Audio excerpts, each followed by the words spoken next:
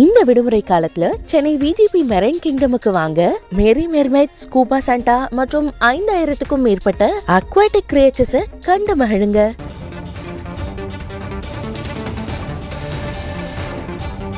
அண்மை செய்தியை பார்க்கிறோம். புதுச்சேரியில் கடலில் மூழ்கி 4 பேர் மாயமாகி இருக்கிறார்கள். புத்தாண்டை முன்னிட்டு புதுச்சேரியில் சுற்றுலா பயணிகளுடைய கூட்டம் அதிகரித்து வருகிறது. இந்நிலையில் புதுச்சேரி நெல்லித்தோப்பைச் சேர்ந்த 2 சிறுமிகள், 2 சிறுவர்கள் என 4 பேர் கடலில் மூழ்கி மாயமாகி இருக்கிறார்கள். அண்மை செய்தியாக பார்க்கிறோம். கூடுதல் விவரங்களை வழங்குவதற்காக செய்தியாளர் ரஹ்மான் இணைந்திருக்கிறார். ரஹ்மான், என்ன நடந்தது? திலகவதி புதுச்சேரி கடற்கரையில் புத்தாண்டு கொண்டாடுவதற்காக காலையிலிருந்து ஏராளமான குவிந்து வருகின்றனர்.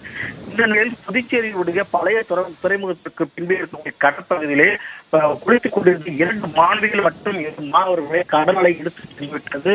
அதாவது நெல்லித்தோப்பை சேர்ந்த மீனாட்சி எங்களுடைய மகள்கள் மோகனா மற்றும் லேகா ஆகிய இருவரும் மற்றும் நவீன் கிஷோர் ஆகிய 2 மாணவர்களும் கடலில் மூழ்கி மாயமாக இருக்கின்றார்கள். அவர்களை தேடும் பணியில் புதுச்சேரி போலீசார் மற்றும் தீயணைப்பு துறையினர் தீவிரமாக தேடி வருகின்றார்கள்.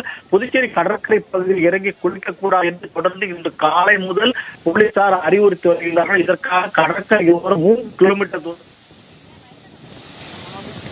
புதுச்சேரியில் பழைய துறைமுகம் அருகே கடலில் குளித்த போது 4 பேர் கடல் அலையால் இழுத்துச் செல்லப்பட்டிருக்கிறார்கள். அவர்களை தற்போது காவல்துறையினர் தேடி வருகிறார்கள் என்பது அண்மை தகவலாக இருக்கிறது.